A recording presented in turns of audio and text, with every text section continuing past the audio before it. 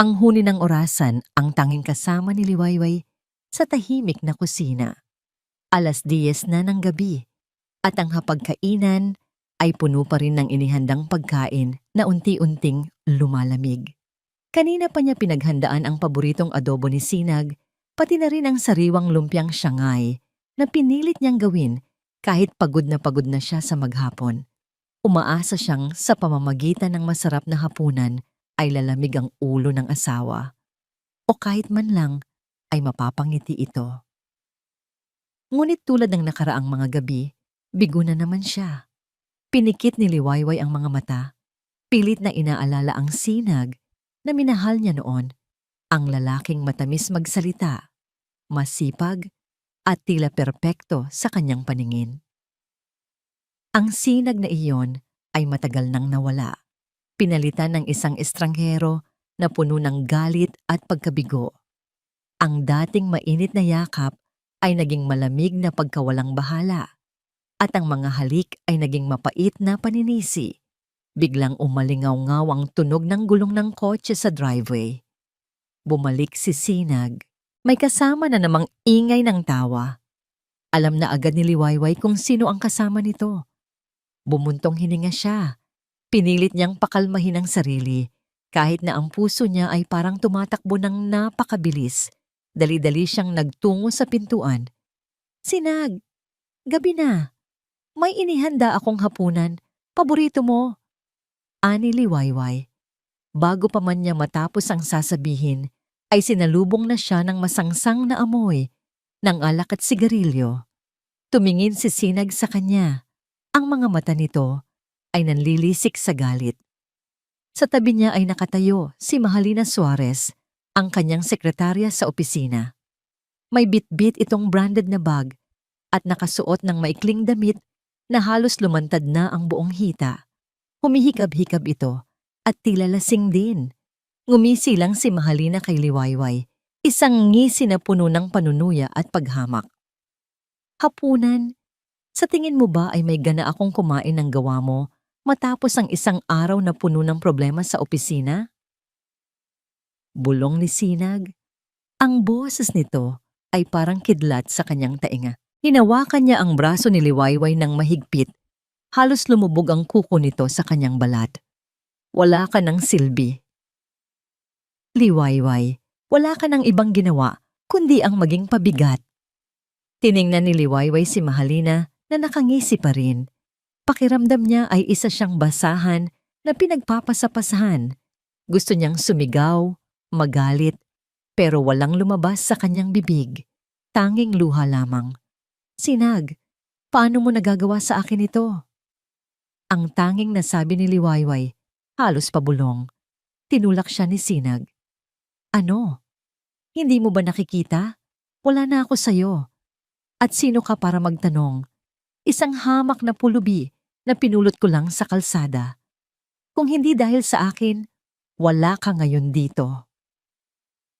Ang mga salitang iyon ay parang patalim na bumaon sa puso ni Liwayway. Ramdam niya ang panginginig ng kanyang buong katawan. Hindi siya nakasagot. Gusto niyang magtago, lumayo sa lahat ng mapait na katotohanan. Umakyat si Sinag at Mahalina sa itaas, nagtatawanan pa. Si Ligaya, ang kanilang tapat na katulong, ay lumabas mula sa kusina.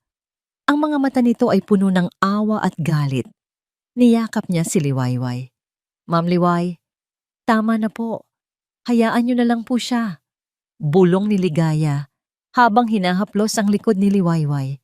"Hindi po kayo dapat ganyan." Pero alam ni Liwayway na hindi niya kayang hayaan. Buong buhay niya, pinangarap niya lang ang isang pamilya. At ngayon, nawasak na naman. Kinabukasan, maaga siyang bumangon. Nanatili siyang tahimik habang naglilinis ng bahay, pilit na iniiwasan ang bawat sulyap at salita ni Sinag. Ngunit ang pag-iwas niya ay nauwi lamang sa mas matinding sakit. Habang naglilinis sa opisina ni Sinag, nahulog ang telepono nito mula sa mesa.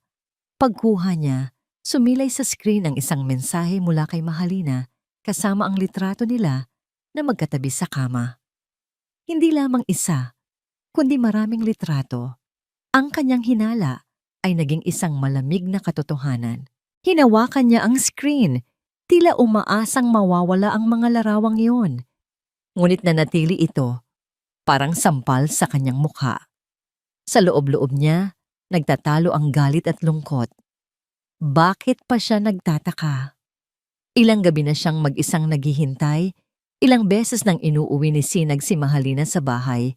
Pero iba, kapag nakita mo ang ebidensya, ang sakit ay tila tumatagos sa kaibuturan ng kanyang kaluluwa. Ma'am Liway, maayos lang po ba kayo?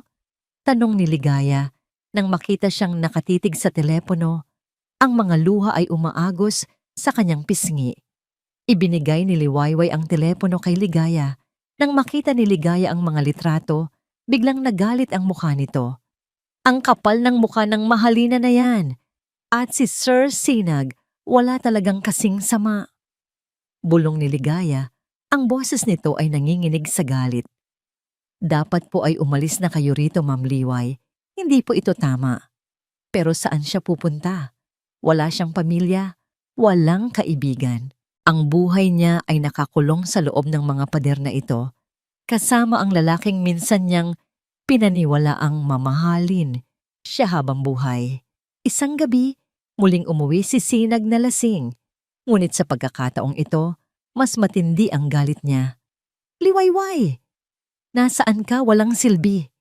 Sigaw ni Sinag habang naglalakad sa sala.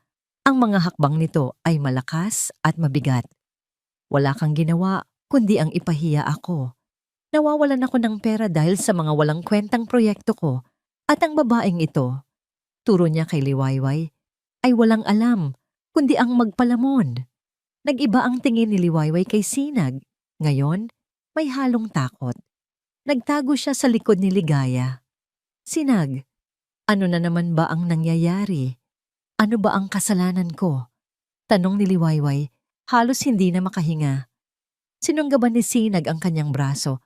Ang mga mata nito ay nanlilisik na parang baliw. Kasalanan? Ang kasalanan mo ay nabuhay ka. At ngayon, magbabayad ka. Ikinulong niya si Liwayway sa kanilang kwarto. Iniwan siyang mag-isa sa dilim. Ang tanging naririnig niya ay ang mga halakhak ni Sinag at Mahalina sa labas. Para siyang pinutol ang pakpak, hindi makalipad. Ang puso niya ay puno ng kirot at hinanakit. Sa gabing iyon, habang umiiyak si Liwayway, narinig niya ang malalim na boses ni Sinag na nakikipag-usap sa telepono sa opisina. Hindi niya gaanong narinig ang lahat ng sinabi nito, ngunit ang ilang salita ay tumatak sa kanyang isip. Kailangan ko ng pera. Ngayon na, ani Sinag. Ang boses nito ay mas mababa kaysa sa dati. Tila nagtatago ng isang bagay. Makakaasa ka. Mayroon akong ari-arian na kayang bayaran ng lahat. Isang ari-arian na matagal ko nang gustong alisin sa buhay ko. Biglang tumahimik ang boses ni Sinag. Pagkatapos ay narinig niya ang malakas na tawa nito. Oo, kailangan ko ng isang malaking halaga. May paraan ako. Isang bagay na hindi nila aakalain. At pagkatapos nito, isang tingin. Isang tingin na puno ng kalkulasyon, pagkasuklam, at kawalang awa na dumaan sa kanyang buong katawan. Hindi sa kanya. Diretsong tingin iyon sa pinto ng silid kung saan siya nakakulong. Hindi na siya makatulog sa gabing iyon. Kinabukasan, isang kakaibang pakiramdam ang bumalot sa kanya. Isang babala na may mas masahol pa na mangyayari. Kinabukasan, ang katahimikan sa loob ng bahay ay mas nakakabingi pa kaysa sa sigawan. Naglalakad si Liwayway na parang multo. Bawat galaw ay maingat, bawat paghinga ay mababaw. Si Sinag ay nasa kanyang opisina sa bahay at mula sa labas, naririnig niya ang sunod-sunod na pagtipa nito sa keyboard at ang paminsan-minsang pagmumura. Ang tensyon ay parang isang lubid na mahigpit na nakapulupot sa leeg ni Liwayway. Bandang tanghali, isang malakas na kalabog ang yumanig sa buong bahay. Sinundan ito ng tunog ng nababasag na salamin. Nagkatinginan sila ni Ligaya na kapwa may takot sa kanilang mga mata. Diyos ko po, ma'am, bulong ni Ligaya. Dahan-dahan silang sumilip sa may pintuan ng opisina. Nakita nila si Sinag na nakatayo sa gitna ng nagkalat na bubog mula sa isang mamahaling florera, regalo ng yumaong ina ni Liwayway sa kanilang kasal. Nakakuyom ang mga kamao ni Sinag at ang kanyang mukha ay namumula sa galit. Hawak niya ang telepono, tila katatapos lang ng isang masamang usapan. Mga walang kwenta, mga buwisit, sigaw ni Sinag sa kawalan. Pagkatapos ay napatingin siya sa direksyon nila. Ang tingin niya ay tumagos kay Liwayway, puno ng pagkasuklam. Ikaw, lahat ng ito ay kasalanan mo. Simula nang dumating ka sa buhay ko, puro kamalasan na lang ang dala mo. Napaatras si Liwayway, ang mga kamay ay nanginginig. Sinag, anong ginawa ko? Anong ginawa mo? Humalakhak si Sinag, isang tawa na walang bahid ng saya, tanging kapaitan. Nalulugi na ang kumpanya. Baon ako sa utang. At ikaw, nakaupo ka lang dito. Nagpapakasarap sa buhay na ibinibigay ko sa'yo. Isa kang palamunin, isang pabigat. Kinuha niya ang isang makapal na libro mula sa mesa at ibinato sa pader, malapit sa kinatatayuan ni Liwayway. Napasigaw si Liwayway sa takot at napayakap kay Ligaya. Umalis ka sa harapan ko bago pa kita masaktan, bulyaw ni Sinag. Nagmamadali silang umalis ni Ligaya, ang puso ni Liwayway ay dumadagundong sa kanyang dibdib. Nagkulong sila sa kusina. Narinig pa nila ang ilang malalakas na kalabog bago isang nakabibinging katahimikan ang pumalit. Maya-maya, narinig nila ang mabilis na pag-alis ng kotse ni Sinag. Ma'am Liway, hindi na po ito tama. Umiiyak na, sabi ni Ligaya. Kailangan na po nating umalis dito. Baka kung ano pa po ang gawin niya sa inyo. Pero parang nawalan ng lakas si Liwayway. Nakaupo lang siya sa isang sulok, nakatulala. Ang florerang basag ay parang simbolo ng kanyang buhay, minsay buo at pinapangarap, ngayon ay durog at walang halaga. Nang masigurong wala na si Sinag, naglakas loob si Ligaya na pumasok sa opisina nito para maglinis ng kalat. Napansin niyang naiwang bukas ang laptop ni Sinag. Isang pribadong forum ang nakabukas sa screen. Dahil sa kuryosidad at pag-aalala, sinilip niya ito. Ang kanyang nakita ay nagpatigil sa kanyang paghinga. Ma'am Liway, nanginginig na tawag ni Ligaya. Halika po, kailangan niyo pong makita to. Ang tono ng boses ni Ligaya ay nagpadala ng kaba sa buong katawan ni Liwayway. Dahan-dahan siyang lumapit. Itinuro ni Ligaya ang screen ng laptop. Doon, sa isang madilim na website na may titulong Ang Merkado, nakita ni Liwayway ang isang post. Isang post na may litrato niya. Isang litratong kuha noong masaya pa sila, noong araw ng kanilang kasal. Ngunit ang nakasulat sa ilalim nito ang nagpaguho sa kanyang mundo. Pamagat, isang bihirang perlas. Sundin at tahimik na asawa description. Ibinebenta, isang maganda at maayos na may bahay. Edad 27, mahusay sa mga gawaing bahay, masunurin at hindi pala salita. Perpekto para sa isang lalaking naghahanap ng kapayapaan sa tahanan at isang palamuti sa kanyang tabi. Walang pamilya, walang magiging problema. As is, where is basis? Simulang presyo, 1 milyong piso. Parang binuhusan ng nagyayelong tubig si Liwayway. Binasa niya ito ng paulit-ulit, hindi makapaniwala sa kanyang nababasa. Ito ba ay isang masamang biro? Isang panaginip? Ngunit habang tinititigan niya ang screen, ang bawat salita ay parang latigo na humahampas sa kanyang pagkatao. Hindi ito totoo, bulong niya. Pero ang mas masakit ay ang bahagi ng mga komento sa ilalim. Hahaha, seryoso ba tato? May nagbebenta na pala ng asawa ngayon? Magkano ang last price? Mukhang masarap. Pwede bang subukan muna? Mukhang malungkot siya sa picture. Baka kailangan niya lang ng tunay na lalaki. Titingnan ko kung sulit ang 1,000,000. Baka may depekto na yan. Ang bawat komento ay isang karayom na tumutusok sa kanyang puso. Ang kanyang kahihiyan, ang kanyang sakit ay naging isang pampublikong palabas. Siya ay naging isang produkto, isang bagay na pinagtatawanan at hinuhusgahan ng mga taong hindi niya kilala. Biglang may lumitaw na notification sa screen. Ang online auction ay nagsimula na. Kasunod nito, ang presyo ay nagsimulang tumaas. 1.2 million, 1.5 million, 2 million. Isang user na may pangalang Silent Bidder Zola1 ang nag-alok ng 3 million. Sinundan ito ng isa pang user, Vengeance22, na itinaas ito sa 5 million. Ang mga numero ay patuloy na gumagalaw. Bawat pagtaas ay isang patunay na ang bangungot na ito ay totoo. Hinawakan ni Liwayway ang kanyang dibdib. Hirap na siyang huminga. Naging isang katatawanan siya sa buong mundo. Ang lalaking pinangakuan niyang mamahalin habang buhay ang siyang nagbenta sa kanya na parang isang hayop. Wala siyang halaga. Wala siyang kawala. Diyos ko, anong gagawin natin? Humahagulgol na tanong ni Ligaya. Ngunit si Liwayway ay hindi na makasagot. Ang kanyang paningin ay nanlalabo dahil sa mga luha. Ang tanging nakikita niya ay isang maliit na text box sa gilid ng screen. Isang countdown timer. Ang auction ay magtatapos sa loob ng 24 na oras. Ang may pinakamataas na bid ang siyang magwawagi. 24 na oras. Iyon na lang ang natitirang panahon bago tuluyang mabili ang kanyang buhay. Sa sandaling iyon, bumigay ang mga tuhod ni Liwayway. Napaluhod siya sa sahig, ang kanyang mga kamay ay nakatakip sa kanyang mukha. Ang kanyang mga hikbi ay naging isang tahimik na sigaw ng kawalan ng pag-asa.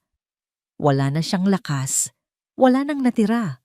Ito na ang katapusan niya. Ang ilaw lamang mula sa malaking monitor ang nagsisilbing liwanag sa loob ng malawak at modernong opisina ni Kalinaw Silang. Mula sa bintanang salamin sa kanyang likuran, tanaw ang kumikinang na mga gusali ng lungsod ng talaan. Isang tanawing sumisimbolo sa kapangyarihan at tagumpay. Ngunit para kay Kalinaw, ang lahat ng yon ay walang kulay. Ang kanyang buong atensyon ay nakatuon sa isang website na hindi nararapat sa karangyaan ng kanyang mundo. Isang madilim at maruming sulok ng internet. Ang merkado. Sa screen, ang gumagalaw na numero ng bid ay parang lason na unti-unting kumakalat sa kanyang sistema. At sa gitna ng lahat, naroon ang litrato ni Liwayway. Ang kanyang ngiti sa larawang iyon, isang ngiti na puno ng pangarap at pag-asa, ay tila isang multo mula sa nakaraan na sumasampal sa kasalukuyang kalagayan niya. Hindi niya lubos maisip ang kabuktutan na kayang gawin ni Sinag Zamora. Ang lalaking ito ay hindi lang empleyado ng kanilang korporasyon. Isa itong halimaw na nagkukubli sa likod ng mamahaling damit at matatamis na salita. At ang biktima nito ay ang babaeng matagal na niyang itinatago sa isang sulok ng kanyang puso. Biglang bumalik sa kanyang alaala ang isang hapon. Maraming taon na ang nakalipas. Nasa isang maliit na kapihan siya noon, nagpapalipas ng oras habang hinihintay ang kanyang ama. Doon niya unang nakita si Liwayway. Isa lamang siyang part-time na serbidora. Isang estudyanteng nagsisikap para sa kanyang pag-aaral. Naalala pa ni Kalinaw ang pagod sa mga mata nito. Ngunit sa kabila niyon ay naroon ang isang ningning. Isang determinasyon na harapin ang anumang pagsubok. Isang customer ang aksidenteng nakatapon ng mainit na kape sa braso niya. Imbis na magalit, ngumiti lamang si Liwayway at sinabing, "Ayos lang po. Aksidente lang naman." Ang simpleng kabaitan at katatagan na yon ay tumatak sa isip ni Kalinaw. Simula noon, palihim na niya itong sinusubaybayan. Nalaman niyang mahirap ang buhay nito, ulila, at nagsusumikap mag-isa. Hanggang sa isang araw, Nabalitaan na lamang niya na ikakasal na ito kay Sinag Zamora, isa sa mga promising manager sa kumpanya ng kanyang ama. Gumuho ang mundo niya, ngunit pinili niyang manahimik. Sino ba naman siya para hadlangan ang kaligayahang inakala niyang natagpuan na ni Liwayway? Ngayon, habang tinititigan niya ang auction, alam niyang nagkamali siya. Ang kaligayahang yon ay isang ilusyon. Ang bid ay umabot na sa 5 million. Inaalok ng user na Vengeance22. Mabilis na nag-type si Kalinaw. Ang kanyang mga daliri ay kalmado, ngunit ang kanyang puso ay nagwawala. Itinaas niya ang bid sa 7 million. Ang kanyang username, Kalini. Kalinaw. Hindi na niya kailangang magtago. Ngunit si Vengeance22 ay tila desidido. Mabilis itong nagbid ng 8 million. Nagpatuloy ang kanilang laban. Bawat pagtaas ng presyo ay nagpapataas din ng tensyon sa loob ng silid. Alam ni Kalinaw na hindi ito simpleng pera lang. Kailangan niya ng mas malakas na sandata. Kinuha niya ang kanyang telepono at tinawagan ang isang numero. Dad! Bungad niya nang sagutin ang tawag. Kalinaw, son, it's late. Is there a problem? Sagot ng malalim at may autoridad na boses ni Don Emilio Silang. A huge problem, Dad. It's about Sinag Zamora. Diretsong sabi ni Kalinaw. Ikinuwento niya ang lahat. Ang tungkol sa website, ang auction, ang ginagawang pagbebenta ni Sinag sa sarili nitong asawa, si Liwayway. Isang mahabang katahimikan ang namayani sa kabilang linya. Nang magsalita si Don Emilio, ang kanyang boses ay malamig na parang yelo. Ang hayop na yan. He's using our company's resources for his dirty laundry. At ang babae, si Liwayway Salaysay. Yes, Dad, ang asawa niya. Sagot ni Kalinaw. Ang boses ay naglalaman ng bigat. I need your help. Hindi sapat na makuha ko lang siya. Kailangan nating siguraduhin na pagbabayaran ni Sinag ang lahat ng ito. He needs to be exposed. I understand. Matigas na sagot ni Don Emilio. This is more than a family issue. This is a disgrace to our corporation. Do what you must to save the woman. I will handle the legal storm that will follow. But be warned, Kalinaw. This will be messy. Maraming sikreto ang mabubuksan. I'm ready for it, Dad. Ready for, I won't let him win. Puno ng determinasyong sabi ni Kalinaw. Pagkatapos ng tawag, bumalik ang tingin ni Kalinaw sa screen. Ang bid ay nasa 20 million na. Oras na para tapusin ito. Huminga siya ng malalim. Ang kanyang mga daliri ay muling nag-type. Ngunit sa pagkakataong ito, isang numero na magpapatigil sa lahat. 100 million. Ipinasok niya ang bid. Sa loob ng ilang segundo, natigilan ang paggalaw sa auction page. Tila nasindak ang lahat sa halagang iyon. Isang maliit na ngiti ng tagumpay ang sumilay sa labi ni Kalinaw.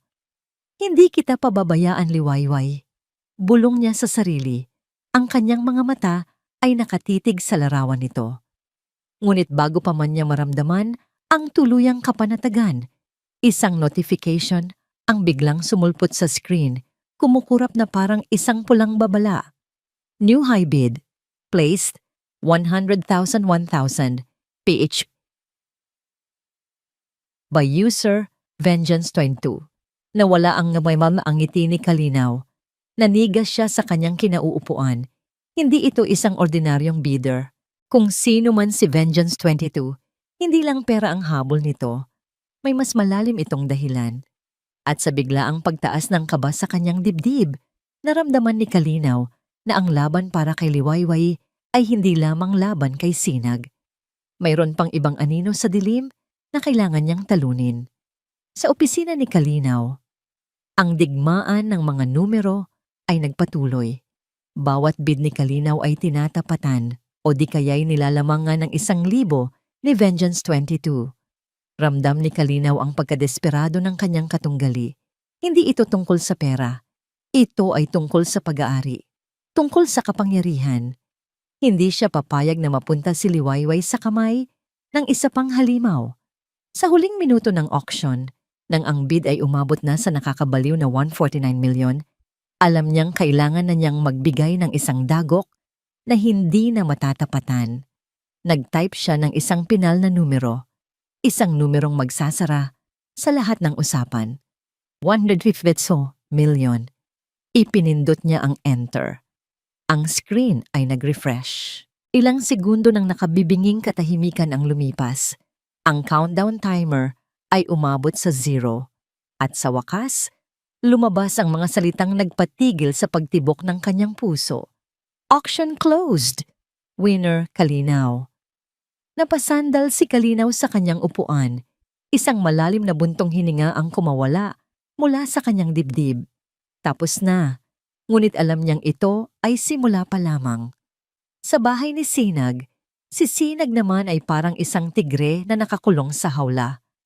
Kanina pa siya pabalik-balik sa kanyang opisina. Naninigarilyo habang pinapanood ang pagtaas ng presyo para sa kanyang asawa. Ang galit at kasiyahan ay naghahalo sa kanyang sistema. Galit dahil kailangan niyang gawin ito. Ngunit may halong makademonyong kasiyahan dahil sa tingin niya, ito ang nararapat na halaga para sa isang babaeng nagbigay sa kanya ng problema. Nang matapos ang auction, isang ngisi ang gumuhit sa kanyang labi. 150 milyon. Sapat na para takpan ang kanyang mga utang at magsimulang muli. Biglang tumunog ang kanyang telepono. Isang hindi rehistradong numero. Hello? Sagot niya. May pagmamalaki sa boses. Mr. Sinag Zamora, tanong ng isang formal at malamig na boses sa kabilang linya. I am calling on behalf of my client, Kalinaw, the winner of the auction. Ah, yes. Ang maswerteng nanalo. Mayabang na sagot ni Sinag. So, paano ang transaksyon? Cash ba o bank transfer? The full amount has already been transferred to a designated escrow account. It will be released to you upon the successful and peaceful turnover of the item. Sagot ng abogado. Ang bawat salita ay may diin. My client will be at your residence tonight at exactly 10 p.m. to pick up what he has paid for. We expect your full cooperation. Any sign of trouble will result in the cancellation of the payment and the filing of appropriate legal charges. Natigilan si Sinag. Teka, ngayong gabi agad?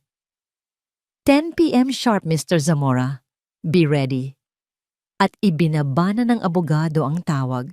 Nabitawan ni Sinag ang telepono. 150 milyon. Ngunit ang presyo ng kanyang kaligtasan ay ang tuluyang pagkawala ni Liwayway sa kanyang buhay, sa isang paraang masahol pa sa kamatayan. Ibinato niya ang baso ng alak sa pader. Ang halaga ng kalayaan. Para kanino nga ba? Sa paningin ni Liwayway, magkayakap sila ni Ligaya sa isang sulok ng kwarto, nanginginig sa takot at kawalan ng pag-asa. Kanina pa tapos ang auction, ngunit para sa kanila, ang bawat segundong lumilipas ay isang paghihintay sa kanilang hatol. Sino ang nanalo? Sino ang darating para kunin siya? Ma'am, anong gagawin natin? Lalaban po tayo. Umiiyak na, sabi ni Ligaya. Ngunit paano? Paano lalaban ang isang ibon na may bali ng pakpak? Sakto 10:00 ng gabi. Isang sinag ng liwanag ang tumama sa bintana mula sa isang humintong sasakyan. Isang makintab at itim na kotse. Ang tunog ng makina nito ay tahimik ngunit may bigat. Napapitlag sila nang marinig ang pagbukas ng pinto sa ibaba. Narinig nila ang maikling usapan ni Sinag at isang lalaki bago ang mabibigat na yabag paakyat sa hagdan. Nagtago si Liwayway sa likod ni Ligaya. Hinawakan niya ng mahigpit ang laylayan ng damit nito. Ang pinto ay dahan-dahang bumukas. Si Sinag ang pumasok. Ang mukha ay walang emosyon. Sa likod niya ay isang anino, isang matangkad na lalaki na nakasuot ng itim na coat. Nang humakbang ito pasulong sa liwanag, nakita ni Liwayway ang kanyang mukha. Hindi ito isang matandang mayaman o isang mukhang manyakis na inaasahan niya. Ito ay isang lalaking may seryosong mukha, malalim ang mga mata, at may aurang puno ng kalmado at dignidad. Si Kalinaw. Diretso itong tumingin sa kanya, at sa mga mata nito, walang paghuhusga, walang pagnanasa. Tanging isang hindi maipaliwanag na lungkot at pag-aalala. Lumapit si Kalinaw, hindi kay Liwayway, kundi kay Ligaya. Iniabot niya rito ang isang susi ng kotse. Handa na ba kayo? Mahinahon niyang tanong. Ang boses ay malalim at matatag. Nagtatakang tumingin si Ligaya sa susi. Pagkatapos ay kay Liwayway. Si Liwayway naman ay nakatitig lamang kay Kalinaw. Ang isip ay blanko. Sumama na kayo sa kanya. Utos ni Sinag. Ang boses ay malamig. Bayad ka na, Liwayway. Ang salitang bayad ay parang isang sampal na gumising kay Liwayway. Ito na yon. Ito na ang katotohanan. Dahan-dahan siyang tumayo. Ang mga binti ay nanginginig. Sinundan niya si Ligaya palabas ng kwarto, pababa ng hagdan, at palabas ng pinto. Hindi siya lumingon. Ayaw niyang makita ang bahay na minsay naging pangarap niya at naging kulungan niya. Ayaw niyang makita ang mukha ni Sinag. Ang tanging dala niya ay ang mga damit sa kanyang katawan at ang durog niyang puso. Habang naglalakad siya sa malamig na hangin ng gabi, ang mga luha ay walang tigil na dumaloy sa kanyang mga pisngi. Ang biyahe ay tahimik. Si Ligaya ang nagmamaneho, habang si Liwayway ay nasa passenger seat, nakatingin lamang sa labas ng bintana. Ang mga ilaw ng lungsod ng Talaan ay unti-unting lumalayo. Hanggang sa napalitan ng kadiliman ng probinsya, ang biyahe ay tila walang katapusan. Hanggang sa pumasok sila sa isang maliit at tahimik na baryo. Huminto sila sa harap ng isang maliit ngunit maaliwalas na bahay na gawa sa kahoy na papaligiran ng mga halaman. Ang hangin ay sariwa at ang tanging maririnig ay ang huni ng mga kuliglig. Bumaba si Kalinaw mula sa sarili niyang sasakyan na sumusunod pala sa kanila. Binuksan niya ang pinto ng bahay. Ito ang magiging tahanan ninyo pansamantala, sabi niya. Pumasok sina Liwayway at Ligaya. Ang loob ay simple, ngunit malinis. May mga gamit na, may pagkain na sa lamesa. Tiningnan ni Liwayway si Kalinaw. Ang kanyang mga mata ay puno ng pagtataka at takot. Sino siya? Bakit niya ito ginagawa? Ano ang kapalit ng lahat ng ito? Lumapit si Kalinaw sa kanya, ngunit may distansya. Iniabot niya ang isang bagong cellphone. Dito ka ligtas, Liwayway. Wala nang makakasakit sa'yo. Sabi niya, ang boses ay puno ng sinseridad. Pagkatapos ay tumalikod na siya at naglakad palabas. Magpahinga na kayo. Babalik ako bukas. Sumakay siya sa kanyang kotse at umalis. Iniwan si Liwayway na nakatayo sa gitna ng sala ng isang bagong bahay. Sa isang bagong lugar, hawak ang isang bagong telepono. Ang kalayaan niya ay nabili na. Ngunit sa halip na gumaan ang pakiramdam, lalo lamang siyang napuno ng libu-libong katanungan tungkol sa lalaking nagligtas sa kanya at sa bukas na naghihintay para sa kanya. Ang unang sikat ng araw sa Baryo Payapa ay iba. Dito, ang liwanag ay malumanay. Humahalik sa mga dahon ng puno at gumigising sa mga ibon. Walang ingay ng trapiko, walang busina ng mga nagmamadaling sasakyan, tanging ang payapang tunog ng kalikasan. Ngunit para kay Liwayway, ang katahimikang ito ay nakakabingi. Sanay siya sa tensyon. Sanay siyang maglakad na parang may tinatapakan na bubog. Laging handa sa susunod na sigaw o kalabog. Dito, ang kapayapaan ay isang dayuhan na hindi niya alam kung paano kakausapin. Sa loob ng maliit, ngunit maaliwalas na bahay, pakiramdam niya ay mas malaki pa rin ang kulungang nakapalibot sa kanyang puso. Ma'am Liway, naghanda po ako ng kape. Malambing na sabi ni Ligaya. Inilapag ang isang mainit na tasa sa lamesa. Mag-almusal na po tayo. Kailangan niyo pong lumakas. Ngumiti si Liwayway Isang pilit na ngiti. Salamat gayang, hindi ko alam ang gagawin ko kung wala ka. Kahit ano po para sa inyo, ma'am, sagot ni Ligaya. Ang mga mata ay puno ng tapat na pag-aalala. Bandang umaga, isang kotse ang huminto sa tapat ng kanilang bahay. Mabilis na nagtago si Liwayway sa likod ng kurtina. Ang puso ay agad na kumabog ng mabilis. Ngunit hindi ito ang kotse ni Sinag. Ito ang sasakyan ni Kalinaw.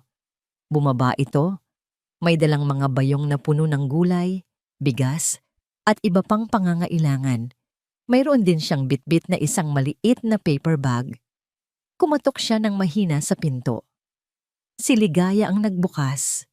Sir Kalinaw, tuloy po kayo. Pumasok si Kalinaw. Ang presensya niya ay kalmado, hindi nagbibigay ng anumang banta. Ngumiti siya nang bahagya nang makita si Liwayway. Kumusta ang unang gabi ninyo? Tanong niya. Ang boses ay magalang. Maayos naman po.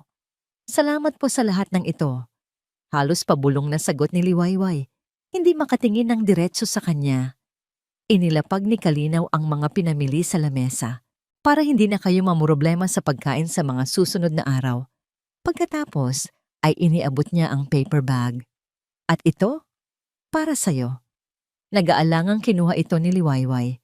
Sa loob, nakita niya ang isang libro, isang nobela tungkol sa isang hardin.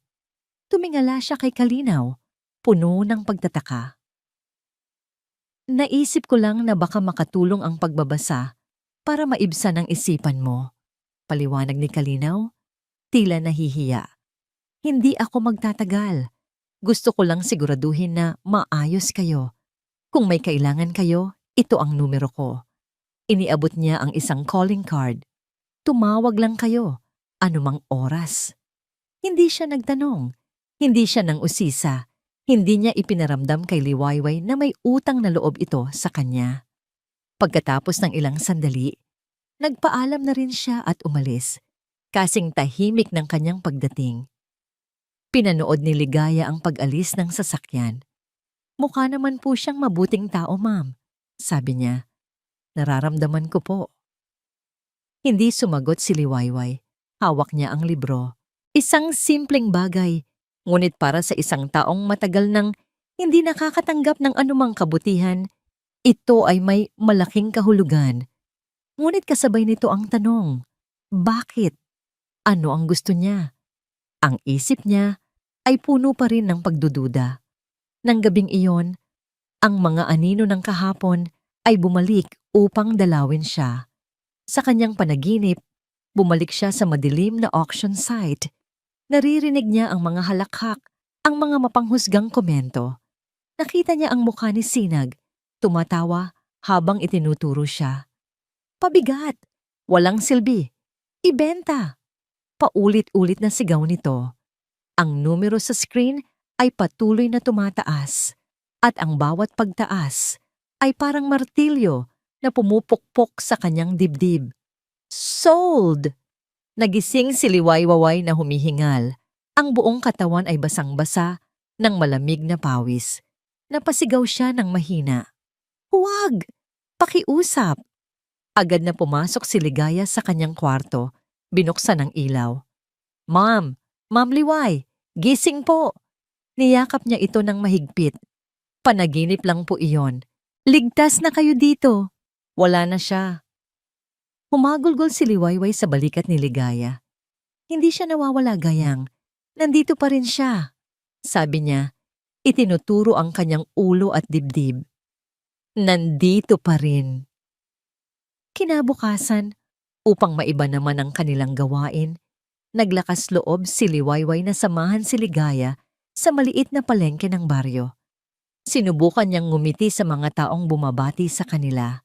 Ang simple at payapang buhay sa baryo ay unti-unting nagbibigay ng kaunting ginhawa sa kanya. Habang namimili sila ng isda, narinig niya ang usapan ng dalawang babae sa kabilang pwesto. Naku, narinig mo ba yung balita mula sa syudad? Sabi ng isa. May malaking eskandalo daw. Isang kilalang negosyante, sangkot daw sa kung anong sindikato. Kawawa naman daw yung asawa. Oo nga raw eh. Tisk, tisk, tisk. Ang mga mayayaman talaga kung ano-ano ang pinaggagawa. Sagot ng kausap. Biglang nanlamig ang buong katawan ni Liwayway. Nabitawan niya ang bayong na hawak. Ang mga salitang yon, kahit hindi diretsong tumutukoy sa kanya, ay nagpabalik ng lahat ng takot. Ang kanyang kahihiyan ay hindi isang sikreto. Ito ay isang balita na kumakalat. Ma'am, ayos lang po kayo? Nag-aalalang tanong ni Ligaya. Umuwi na tayo, Gayang. Pakiusap. Nanginginig na, sabi ni Liwayway. Pag-uwi nila, sinubukan ni Liwayway na ibaling ang kanyang atensyon sa librong bigay ni Kalinaw. Ngunit ang kanyang isip ay hindi mapakali. Hapon na nang may isang batang lalaki na kumatok sa kanilang pinto. May iniabot itong isang sobrang kulay brown. Para daw po sa inyo, sabi ng bata. At mabilis na tumakbo paalis. Walang pangalan ng nagpadala, walang address. Kinakabahang tiningnan ito ni Liwayway. Baka po galing kay Sir Kalinaw? Mungkahi ni Ligaya. Dahan-dahan, pinunit ni Liwayway ang sobre. Ang laman nito ay hindi isang sulat. Isa itong litrato. Ang litrato nila ni Sinag nung araw ng kanilang kasal. Masaya sila. Nakangiti sa kamera. Tila walang anumang problema sa mundo. Ang alaala ng araw na yon ay parang lason na muling gumapang sa kanyang mga ugat. At sa likod ng litrato, merong isang maikling mensahe nakasulat sa pamilyar na sulat kamay ni Sinag. Ang bawat letra ay tila isinulat ng may diin at galit. Hindi ka kailanman magiging malaya. Babalik ako. Nabitawan ni Liwayway ang litrato. Nahulog ito sa sahig. Ang nakangiting mukha nila ay nakaharap sa kanya. Isang mapait na paalala ng isang kasinungalingan. Ang hangin ay tila naubos sa kanyang baga. Ang payapang baryo, ang ligtas na bahay, lahat ay biglang naging isang ilusyon.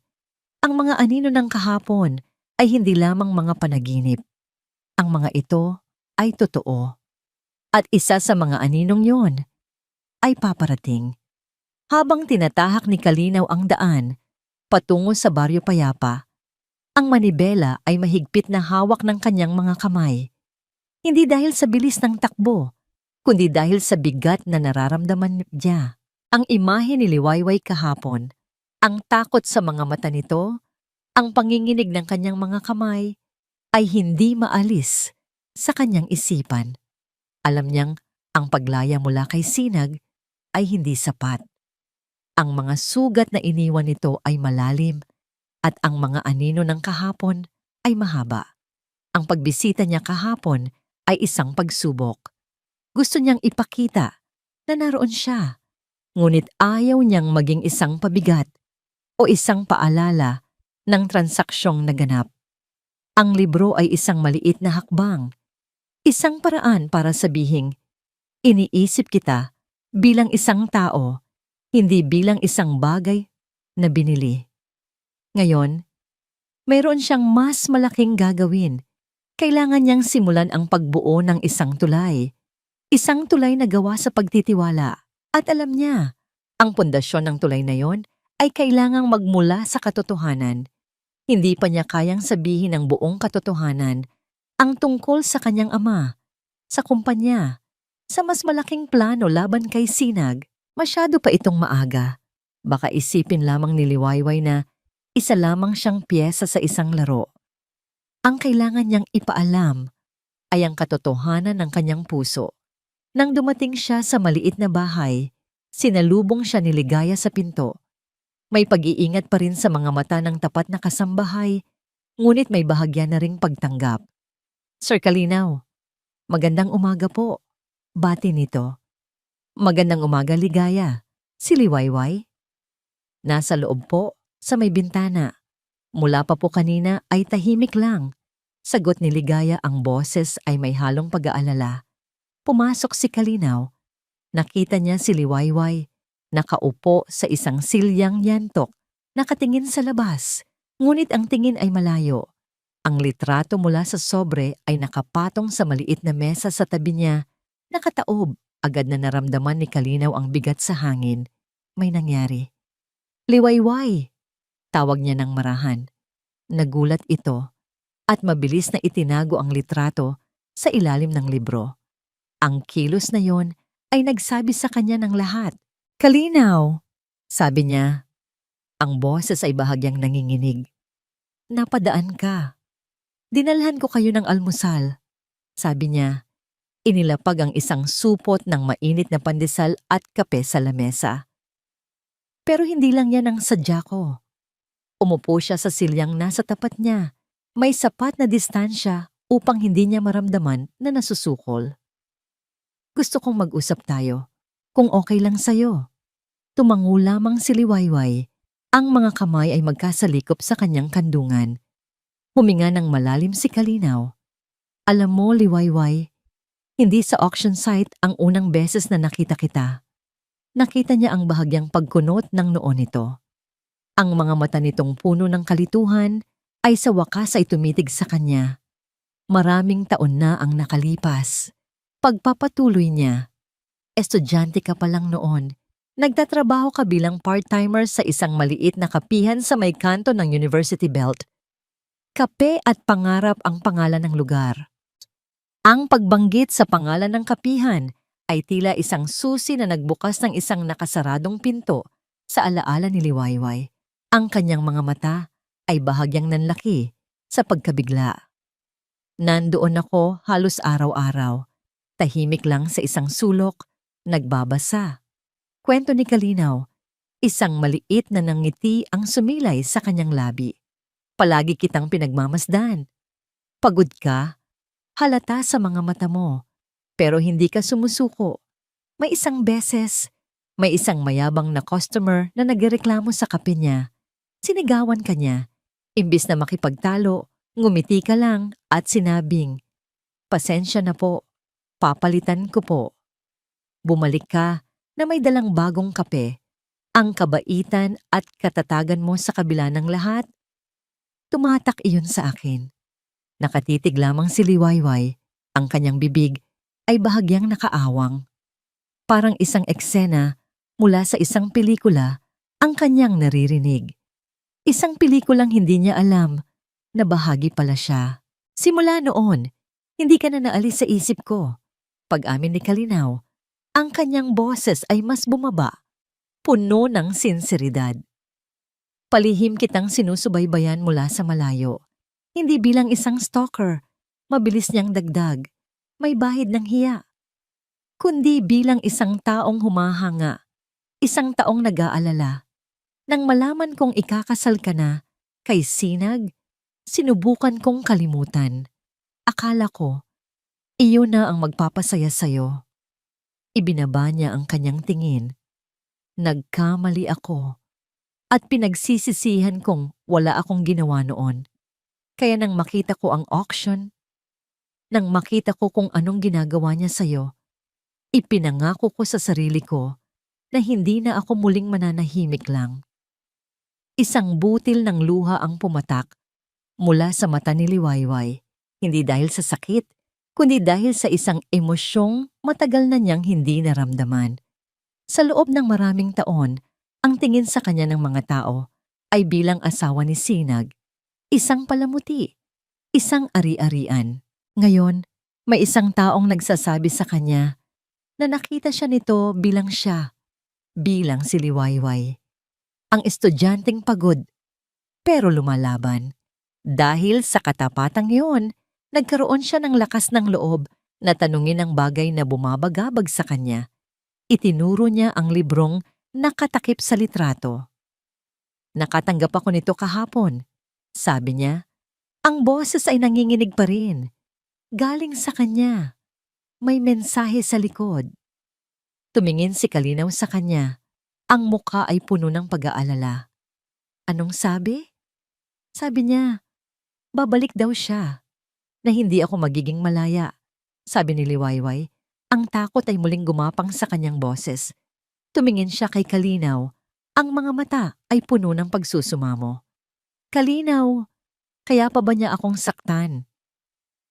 Ang tanong na yon ay parang isang punyal sa dibdib ni Kalinaw. Tumayo siya, lumuhod sa harap ni Liwayway at hinawakan ang kanyang mga kamay. Ang init ng kanyang palad ay nagbigay ng kaunting kapanatagan. Makinig ka, Liwayway. Sabi niya, ang mga mata ay seryosong nakatitig sa kanya. Habang narito ako, hindi kanya magagalaw. Hindi ko hahayaang saktan kanya ulit. Pangako iyan. Sa sandaling iyon, naniwala si Liwayway. Ngunit sa isip ni Kalinaw, alam niyang ang pangakong yon ay mas mahirap tuparin kaysa sa inaakala. Biglang tumunog ang telepono ni Kalinaw. Nakita niya ang pangalan ng kanyang ama. Nag-excuse siya at lumabas ng bahay para sagutin ito. Dad! Kalinaw! May problema, sabi ni Don Emilio sa kabilang linya. Ang boses ay seryoso. Tumawag ang mga abogado. May gusto raw kumausap sa atin. Mayroon daw siyang hawak na mga ebidensya laban sa lahat ng ilegal na transaksyon ni Sinag sa kumpanya. Sino? Tanong ni Kalinaw. Ang kanyang noo ay kumunot. Nag-aalangan na sumagot si Don Emilio. Si Mahalina Suarez. Nanlamig ang dugo ni Kalinaw. Si Mahalina. Ang ahas na kasama ni Sinag sa lahat ng kasamaan nito. Gusto niyang makipag-ugnayan. Pagpapatuloy ng kanyang ama, handa raw siyang tumestigo kapalit ng immunity. Pero mag-iingat tayo, Kalinaw. Hindi ko gusto ang amoy nito. Napatitig si Kalinaw sa bahay kung nasaan si Liwayway. Isang bagong manlalaro ang pumasok sa laro. Isang taong kasing peligroso kung hindi man mas masahol pa kaysa kay Sinag. It could be a trap, son. Huling babala ng kanyang ama bago ibaba ang tawag. Isang bitag. At sa gitna ng lahat ng ito ay si Liwayway na nagsisimula pa lamang maniwala na posible ang kalayaan. Sa paningin ni Mahalina, nakatayo si Mahalina Suarez sa harap ng isang malaking salamin sa loob ng isang marangyang banyo. Pinagmasdan niya ang kanyang perpektong kolorete sa labi at ang ayos ng kanyang mamahaling damit. Walang bakas ng takot o pagsisisi sa kanyang mukha. Sa halip, mayroong isang matalas na kalkulasyon sa kanyang mga mata. Si Sinag Zamora ay isang tanga, isang aroganteng tanga. Akala niya ay kaya niyang kontrolin ang lahat, pati na siya. Ngunit sa lahat ng taon na ginugol niya bilang kanyang sekretarya at kalaguyo, hindi lang katawan ang ibinigay niya. Nakinig siya, nagmasid, nag-ipon. Habang si Sinag ay abala sa pagpaplano kung paano itatago ang pera, si Mahalina naman ay abala sa pag-ipon ng ebidensya. Mga kopya ng dokumento, mga recording ng usapan, mga bank statement na itinago niya sa isang ligtas na lugar. Alam niyang darating ang araw na lulubog ang barko ni Sinag at hindi siya sasama sa paglubog nito. Sa halip, gagamitin niya ang paglubog nito para lumangoy patungo sa sarili niyang isla ng kayamanan. Ilang sandali pa, pumasok na siya sa conference room ng isang kilalang law firm. Sa tapat niya ay nakaupo ang matandang abogado ni Don Emilio Silang. Ang hangin ay formal at malamig. Miss Suarez, simula ng abogado. My client is willing to listen. What do you have for us? Isang nangisi ang sumilay sa labi ni Mahalina. Inilapag niya sa mesa ang isang itim na folder. Lahat ng kailangan ninyo para idiin si Sinag Zamora ay nandyan, sabi niya. Ang boses ay puno ng kumpiyansa. Money laundering, tax evasion, pandaraya sa mga kontrata ng korporasyon ng araw. Kumpleto. Tiningnan ng abogado ang mga dokumento. Ang kilay ay bahagyang tumaas sa pagkamangha at pagkadismaya sa kanyang nakikita. And in exchange? Tanong ng abogado. Simple lang, sagot ni Mahalina. Isinandal ang likod sa upuan. Full immunity from all charges at 10% ng lahat ng assets na mababawi mula kay Sinag. Consider it my finder's fee. Hindi nakaimik ang abogado sa kanyang katapangan. Hindi ito isang nagsisising kasabwat. Ito ay isang negosyante na nagbebenta ng impormasyon. Gusto kong idiin attorney. Dagdag ni Mahalina, ang kanyang boses ay naging matalas. Hindi ko ito ginagawa dahil sa konsensya. Ginagawa ko ito dahil si Sinag ay isang tangang ipinagkanulo ako. At sa mundong ito, ang mga traidor ay dapat parusahan. At ang mga matatalino, tulad ko, ay dapat kumita. Sa paningin ni Liwayway, ang mga sumunod na araw sa Baryo Payapa ay nagkaroon ng bahagyang liwanag. Ang pag-amin ni Kalinaw ay parang isang balsamo sa kanyang mga sugat. Sa unang pagkakataon, sa loob ng mahabang panahon, naramdaman niyang nakikita siya na mayroon siyang halaga. Sinimulan niyang basahin ang librong bigay nito. At sa mga pahina tungkol sa pag-aalaga ng hardin, unti-unti niyang nahanap ang isang uri ng kapayapaan. Isang umaga, habang nagdidilig siya ng mga halaman sa labas, dumaan ang isang kapitbahay na may dalang dyaryo. Liway! Naku, nakita mo na ba ang balita? Grabe ang nangyayari sa syudad. Sabi nito, iniabot sa kanya ang pahayagan. Kinuha ito ni Liwayway, ang puso ay agad na kinabahan. At doon, sa harap na pahina, nakita niya ang mukha ni Sinag. Malaki at nakabold ang headline. CEO ng korporasyon ng Araw Sinag Zamora. Inaakusahan ng pandaraya at money laundering. Misteryosong pagbenta sa asawa. Iniimbestigahan. Parang gumuho ang lupa sa kanyang paanan. Binasa niya ang artikulo. Ang mga salita ay lumalabo sa harap ng kanyang mga mata. Detalyado ang lahat. Ang mga alegasyon ng pandaraya, ang pagkalugi ng kumpanya, at ang pinakamasakit sa lahat, isang buong talata na nakatuon sa iskandalosong online auction kung saan ibinenta di umano ni Zamora ang kanyang sariling may bahay. Sige nga ba, Liwayway Salaysay, sa halagang 120 million piso. Ang kanyang pangalan, ang kanyang kahihiyan, inilathala para mabasa ng buong mundo. Nabitawan niya ang dyaryo. Tumakbo siya papasok ng bahay. Ang paghinga ay mabigat at mabilis. Pakiramdam niya ay nasusukol siya na ang mga pader ng ligtas na bahay na ito ay unti-unting lumalapit para durugin siya. Ma'am, anong nangyari? Nag-aalalang salubong ni Ligaya. Itinuro lang ni Liwayway ang dyaryo na naiwan sa labas.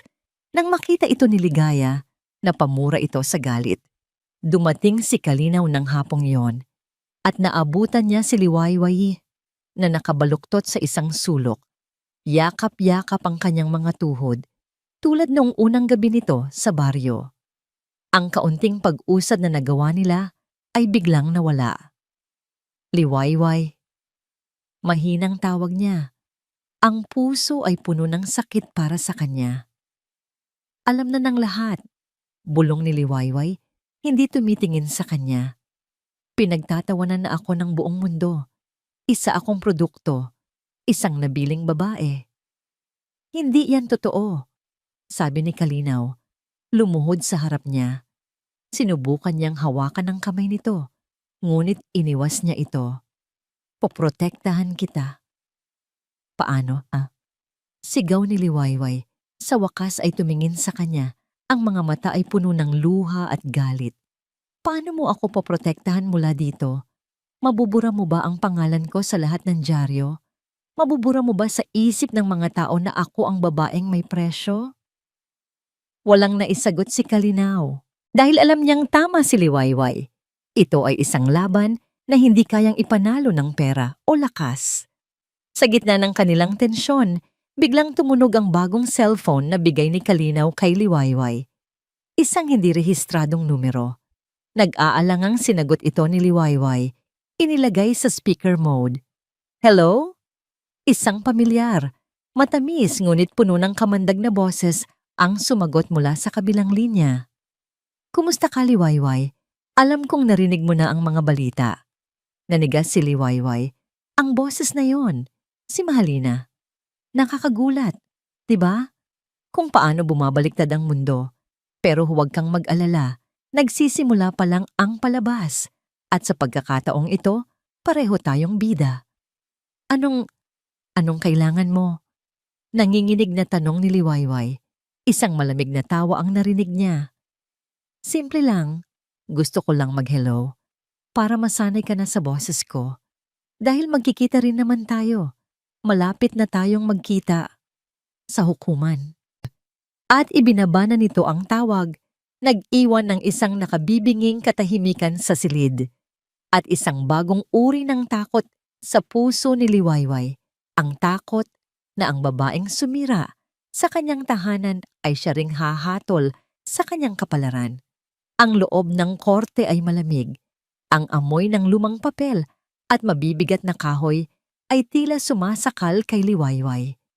Bawat sulok ay puno ng daan-daang estranghero. Ang kanilang mga mata ay parang mga matatalim na kutsilyong humuhusga sa bawat kilos niya. Pakiramdam niya ay bumalik siya sa auction, ngunit sa pagkakataong ito, ang buong mundo ang nanonood. Sa kanyang tabi, mahigpit ang hawak ni Ligaya sa kanyang kamay. Sa likuran niya, nararamdaman niya ang presensya ni Kalinaw. Isang tahimik na anino ng suporta. Ngunit kahit na naroon sila, pakiramdam ni Liwayway ay nag-iisa siya sa gitna ng isang malawak na dagat ng panghuhusga. Sa kabilang panig ng silid, nakaupo si Sinag, nakasuot ng mamahaling suit. Ang mukha ay kalmado na parang wala siyang anumang kasalanan. Sa tabi niya, ang kanyang abogado ay abala sa pagbabasa ng mga papel.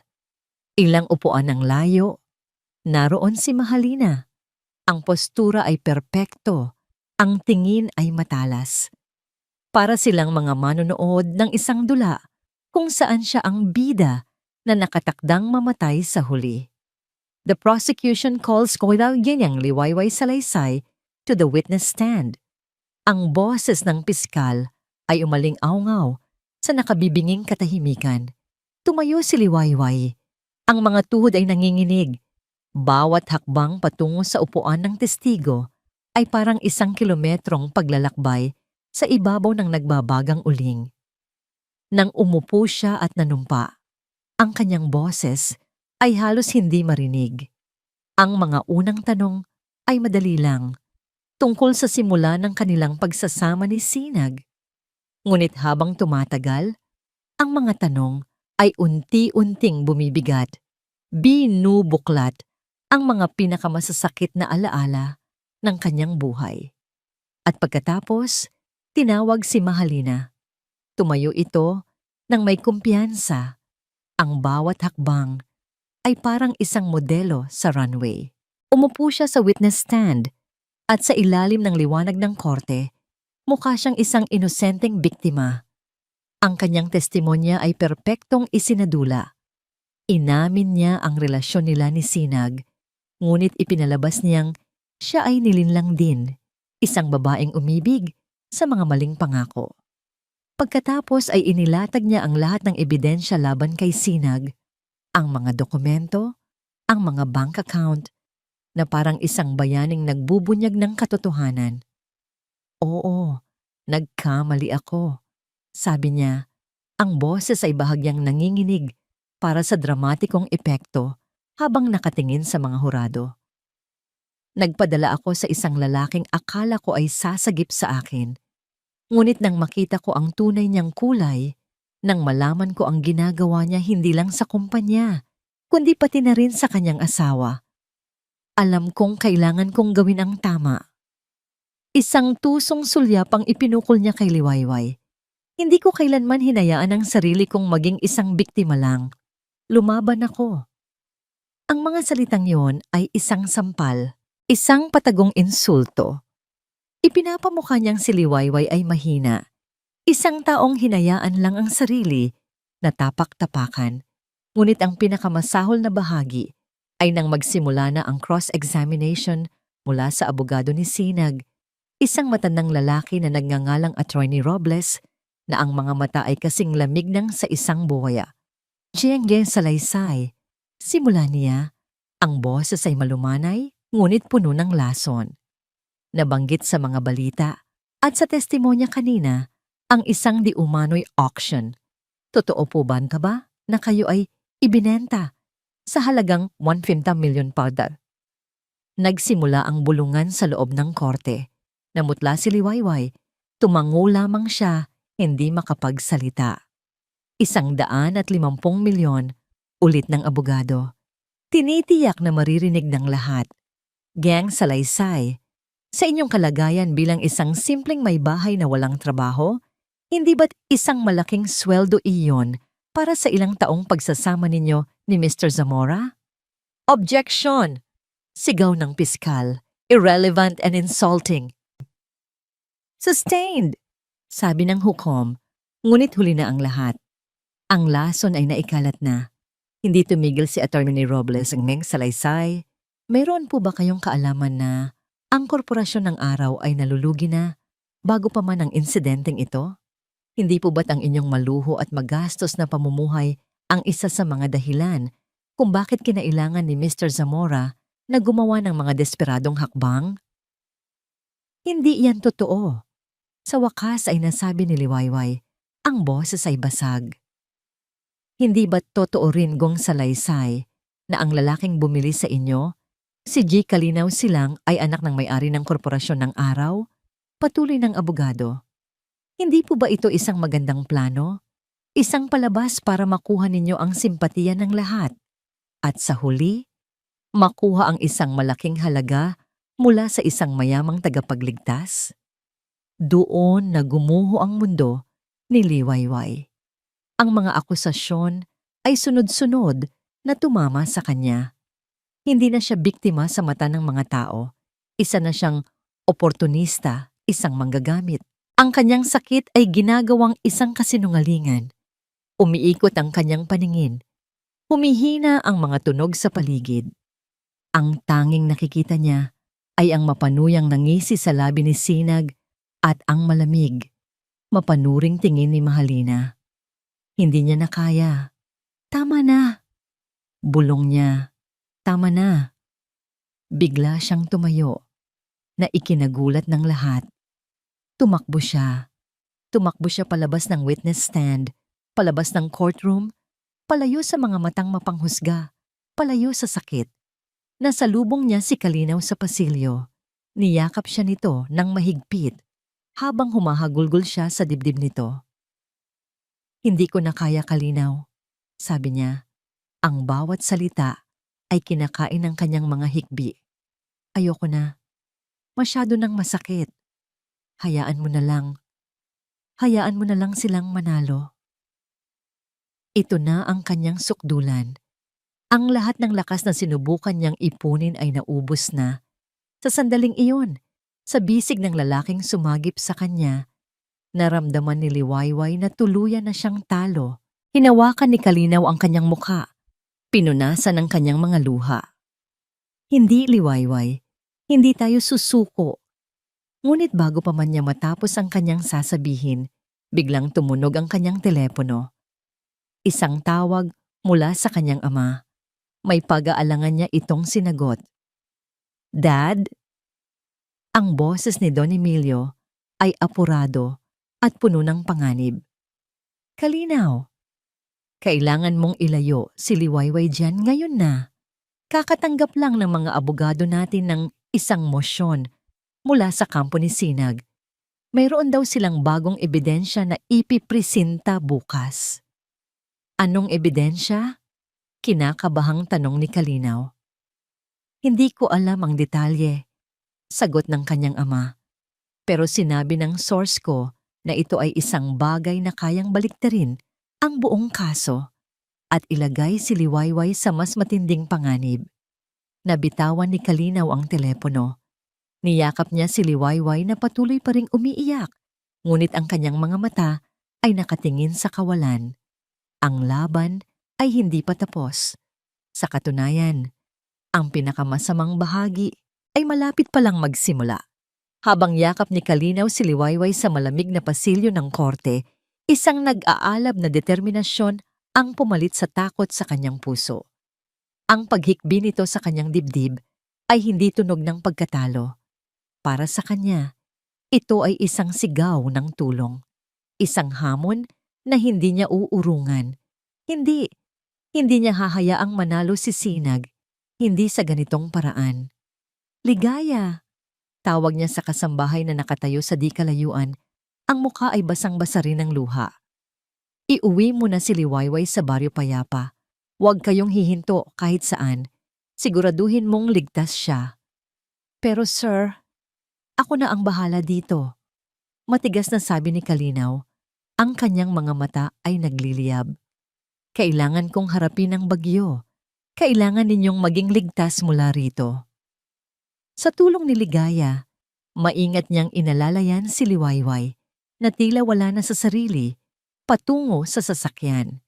Bago ito isara ang pinto, hinawakan niya ang kamay ni Liwayway.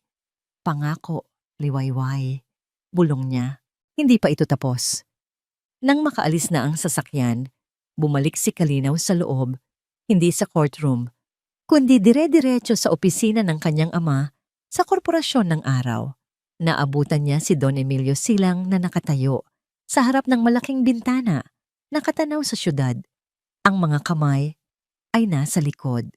Ang silid ay puno ng tensyon. Ang ebidensya ni Sinag, ito ay isang pag-atake sa reputasyon ni Liwayway. Wayway Dad. Simula ni Kalinaw. Gagamitin niya ang lahat para palabasin na kasabwat si Liwayway sa isang plano para makakuha ng pera.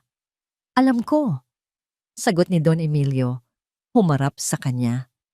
At kailangan nating mahanap ang panangga. Bago pa man niya ito mailabas, kailangan nating malaman kung sino ang mga kakampi niya at sino ang mga kaaway. Magdamag silang nag-usap kasama ang kanilang mga pinagkakatiwalaang imbestigador at abogado. Sinuri nila ang bawat dokumento, bawat transaksyon, bawat posibleng koneksyon ni Sinag. At doon, sa gitna ng gabing iyon, isang pangalan ang lumitaw. Vengeance 12, sabi ng imbestigador, itinuturo ang isang file sa screen. Ang misteryosong bidder na tumapat sa'yo, Kalinaw. Natuntun namin siya. Ang tunay niyang pangalan ay Ricardo De Leon. Isa siyang maliit na negosyante na nabankrupt 5 taon na ang nakalipas matapos lokohin ni Sinag sa isang investment deal. Nawala sa kanya ang lahat. Malinaw na gusto niyang bilhin si Liwayway, hindi para sa pagnanasa, kundi para gamitin bilang panakit kay Sinag. Gusto niyang iparanas kay Sinag ang pakiramdam na mawalan ng isang bagay na mahalaga. Isang piraso ng puzzle ang nabuo, ngunit kailangan pa nila ng mas matibay. Biglang may naalala si Kalinaw. Kinuha niya ang kanyang telepono at tinawagan si Ligaya. Ligaya, may itatanong ako. Sabi niya, sa lahat ng panahon mo sa bahay ni Sinag, mayroon ka bang napansin na kakaiba sa mga ginagawa niya? Kahit pinakamaliit na detalye. Katahimikan ang sumagot sa kabilang linya habang nag-iisip si Ligaya. Wala naman po, sir. Maliban na lang po sa isang bagay. Minsan po, nakita ko siyang nagsusulat sa opisina niya. Paulit-ulit. Akala ko po ay pumipirma siya ng mga dokumento. Pero nang sumilip po ako, ang isinusulat niya ay hindi pangalan niya. Isang pangalan ng babae. Althea. Althea Cruz. Sino si Althea Cruz? Tanong ni Kalinaw. Hindi ko po alam, sir. Pero ang pinagtataka ko po, parang pinapractice niya ang pirma nito. Ang maliit na detalye na yon ang nagsilbing kidlat sa kadiliman. Mabilis na ipinacheck ni Kalinaw at ng kanyang ama ang pangalan at doon nila natuklasan ang pinakamalaking alas ni Sinag. Si Althea Cruz ay isa sa mga board members ng isang shell corporation kung saan itinatago ni Sinag ang lahat ng ninakaw niyang pera. Ang lahat ng dokumento ay pirmado di umano ni Althea Cruz. Forgery, bulong ni Don Emilio. Ginagamit niya ang pirma ng iba para itago ang kanyang mga krimen. Ito na ang kailangan natin. Ngunit alam ni Kalinaw na ang ebidensyang ito ay walang silbi Kung si Liwayway mismo ay sumuko na, bumalik siya sa Baryo Payapa kinaumagahan. Naabutan niya si Liwayway sa hardin, nakaupo sa damuhan, walang buhay ang mga mata. Ang apoy na minsan niyang nakita rito ay tuluyan ng namatay. Umupo siya sa tabi nito. Hindi siya nagsalita agad. Hinayaan niya lang ang katahimikan na mamayani. Nahanap na namin ang bala para labanan siya, Liwayway. Sabi niya sa wakas. Hindi ito kumibo. Pero kailangan kita. Pagpapatuloy niya. Kailangan kong lumaban ka. Hindi para sa akin. Hindi para sa kaso. Kundi para sa sarili mo. Umiling si Liwayway. Isang luha ang muling pumatak. Wala nang natira sa akin para ipaglaban, Kalinaw. Isa na lang akong kahihiyan. Doon na hindi napigilan ni Kalinaw ang kanyang sarili. Hinawakan niya ang mga balikat nito at marahang iniharap sa kanya. Makinig ka sa akin, sabi niya. Ang kanyang boses ay puno ng pait at pagmamahal. Ang babaeng nakikita ko ngayon ay hindi ang babaeng nakilala ko. Ang babaeng nakilala ko sa kapihan noon ay pagod, pero hindi sumusuko. Nasasaktan, pero hindi nagpapatalo. Hinaharap niya ang bawat aroganteng customer ng may ngiti. Siya ang babaeng hinangaan ko mula sa malayo. Siya ang babaeng minahal ko kahit hindi niya alam. Natigilan si Liwayway. Ang mga salitang minahal ko ay tumagos sa pader na itinayo niya sa paligid ng kanyang puso. Mahal kita, Liwayway. Pag-amin ni Kalinaw, ang bawat salita ay totoo at mabigat. Mahal kita, hindi dahil naaawa ako sa'yo. Mahal kita, dahil sa lakas na nakikita ko sa'yo. Isang lakas na pilit mong itinatago ngayon. Huwag mong hayaan na sisinag ang manalo. Huwag mong hayaang siya ang magsabi kung sino ka at kung ano ang halaga mo. Ikaw ang magsasabi niyan. Lumaban ka, Liwayway. Ipakita mo sa kanila. Ipakita mo sa sarili mo na hindi ka isang produkto. Ikaw ang bagyo. Niyakap niya ito ng mahigpit. Sa loob ng ilang sandali, nanatiling naninigas si Liwayway sa kanyang mga bisig. Ngunit unti-unti, naramdaman ni Kalinaw ang pagbabago. Ang mga kamay nito na kanina'y walang buhay ay dahan-dahang gumanti ng yakap. Ang mga hikbi nito ay naging malalim na paghinga. Nang humiwalay sila, iba na ang kislap sa mga mata ni Liwayway. Wala na ang kawalan ng pag-asa. Napalitan ito ng isang apoy na nagsisimulang mag-alab. Isang apoy ng galit, determinasyon at panibagong pag-asa. Tumango siya. Tama ka, sabi niya. Ang boses ay mahina, ngunit matatag. Hindi pa ito tapos. Sa pagbabalik nila sa korte, iba na ang Liwayway na pumasok. Nakataas ang kanyang noo. Ang kanyang mga hakbang ay may bigat at layunin. Nang muli siyang tawagin sa witness stand at sinubukang atakihin ni Attorney Robles. Geneng Salaysay, maaari mo bang ipaliwanag sa korteng ito kung bakit? Hindi! Putol ni Liwayway. Ang kanyang boses ay malinaw at malakas na nagpatigil sa buong silid. Tumingin siya ng diretso sa hukom, pagkatapos ay sa mga hurado, at sa huli, kay Sinag. Hindi ako narito para magpaliwanag ng mga kasinungalingan ninyo. Nandito ako para sabihin ang katotohanan. Sinubukan ninyong durugin ang pagkatao ko. Ibinenta ninyo ako na parang isang bagay. Pero nagkakamali kayo kung akala ninyo ay nagtagumpay kayo. Handa na akong harapin ang lahat dahil alam kong sa laban na ito, hindi na ako nag-iisa. Ang pagpasok ni Liwayway sa courtroom sa araw na yon ay ibang-iba. Ang hangin ay ganoon pa rin kalamig. Ang mga pader ay ganoon pa rin kataas. Ngunit ang takot sa kanyang dibdib ay napalitan na ng isang matatag na kalmado. Ang kanyang mga hakbang ay tiyak. Ang kanyang tingin ay diretso. Hindi na siya ang biktimang nagtatago sa likod ni Ligaya o umaasa sa anino ni Kalinaw. Ngayon, dala niya ang sarili niyang liwanag. Nang muli siyang maupo sa witness stand, ang buong silid ay tumahimik. nag-aabang. Maging si Attorney Robles ay tila nag-iba ng diskarte. Ramdam ang pagbabago sa babaeng nasa kanyang harapan. Giyeng salaysay, muling simulan ng abogado. Ipagpatuloy natin. Sinasabi ninyong kayo ay biktima. Ngunit paano namin paniniwalaan ang isang babaeng pumayag na ibenta ang sarili para sa pera? Hindi kumurap si Liwayway. Tumingin siya ng diretso sa mata ng abogado, pagkatapos ay sa mga hurado. Hindi po ako pumayag. Sabi niya, ang kanyang boses ay malinaw at hindi nanginginig. Ako po ay ipinagkanulo. Ako po ay tinalikuran. Ako po ay ginawang isang bagay na walang halaga ng lalaking nangako sa harap ng Diyos na poprotektahan ako. Ang tanong po, attorney, ay hindi kung bakit ako pumayag.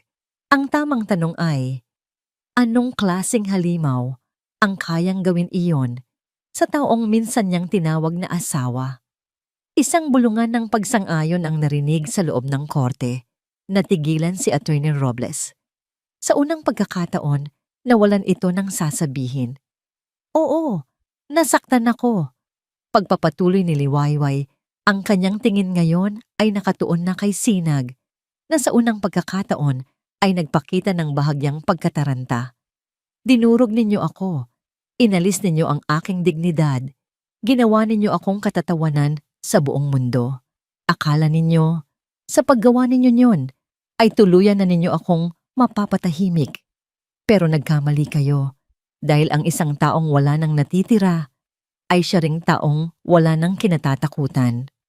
Pagkatapos ng kanyang testimonya, ang piskal na ang tumayo. Your Honor, the prosecution would like to present our new evidence.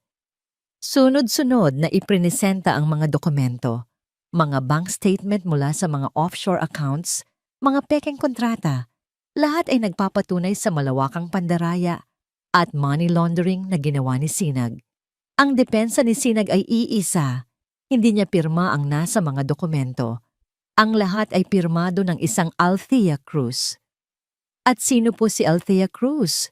Tanong ng piskal kay Sinag. Isa sa mga business partners ko. Siya ang may control sa mga account na yon. May kumpiyansang sagot ni Sinag.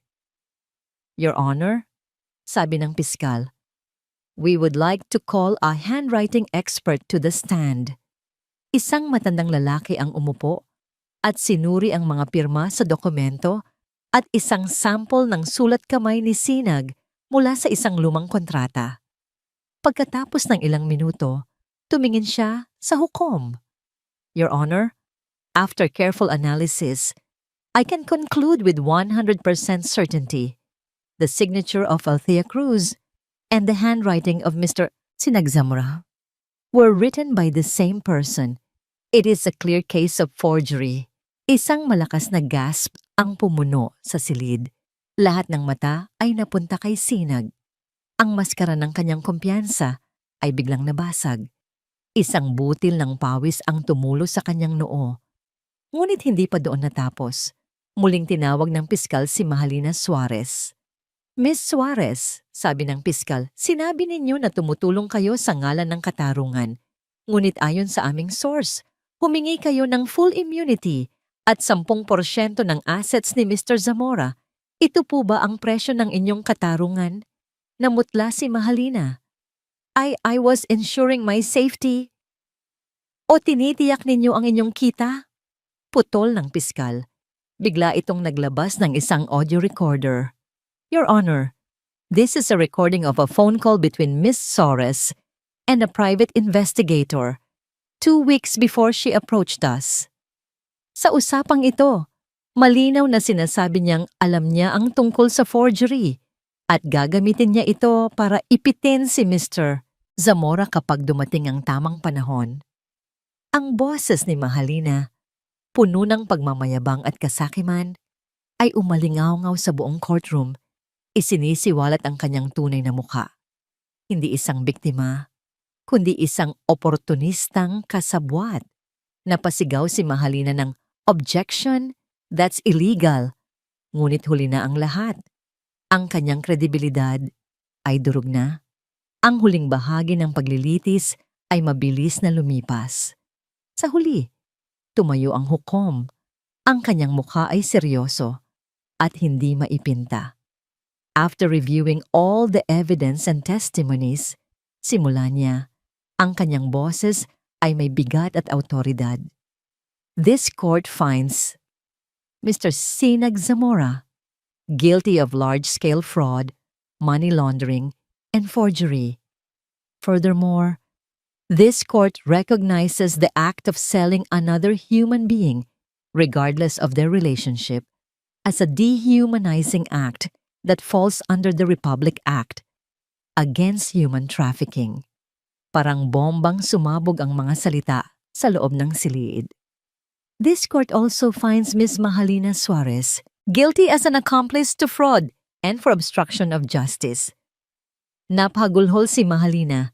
Si Sinag naman ay napaupo tulala, hindi makapaniwala sa kanyang narinig.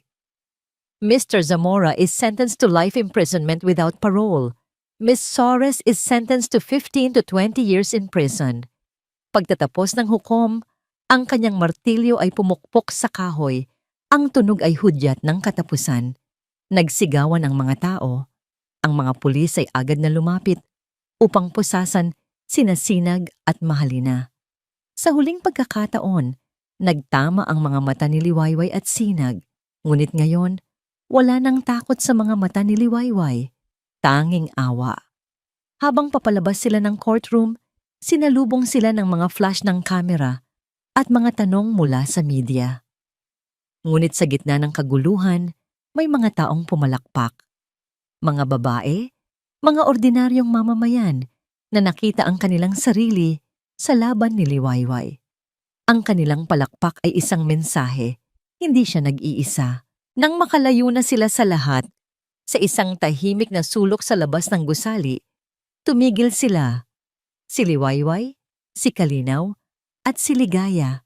Ang bigat na matagal ng pasan ni Liwayway ay tila biglang naglaho. Isang luha ang pumatak sa kanyang pisngi, ngunit ito ay luha ng kalayaan. Hinawakan ni Kalinaw ang kanyang kamay. Ang mga mata nito ay puno ng pagmamahal at paghanga. Tapos na, Liwayway, malaya ka na. Ngumiti si Liwayway, isang tunay at payapang nangiti. Ngunit dahan-dahan niyang inalis ang kanyang kamay mula sa pagkakahawak ni Kalinaw.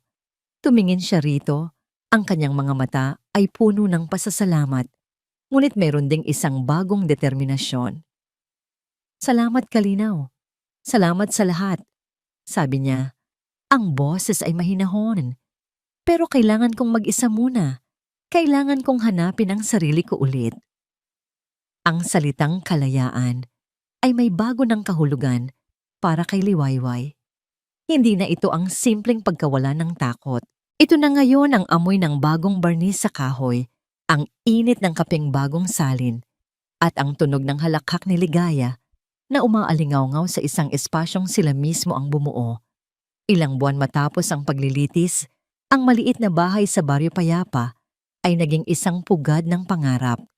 Nagpasya sila ni Ligaya na gamitin ang kaunting naipon at ang tulong pinansyal na ipinagkalob ni Don Emilio bilang danyos, hindi para sa luho, kundi para magtayo ng isang bagay na sarili nila. Isang maliit na kapihan.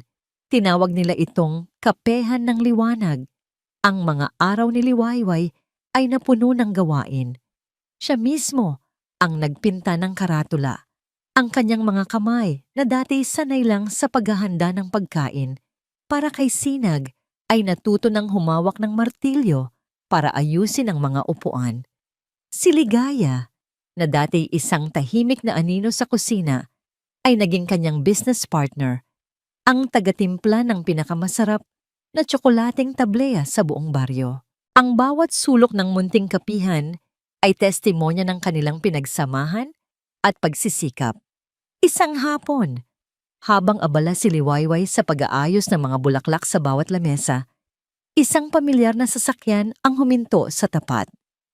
Bumaba si Kalinaw, hindi naka-formal na business suit, kundi nakasimpleng polo shirt at maong. May dalang isang maliit na puno ng kalamansi sa isang paso. Para sa hardin ninyo, sabi niya, isang tipid, ngunit totoong nangiti ang nasa kanyang mga labi. Salamat, Kalinaw, sagot ni Liwayway. Ang kanyang nangiti ay hindi napilit. Sakto, kailangan namin ng pampalaasa sa aming mga bagong recipe.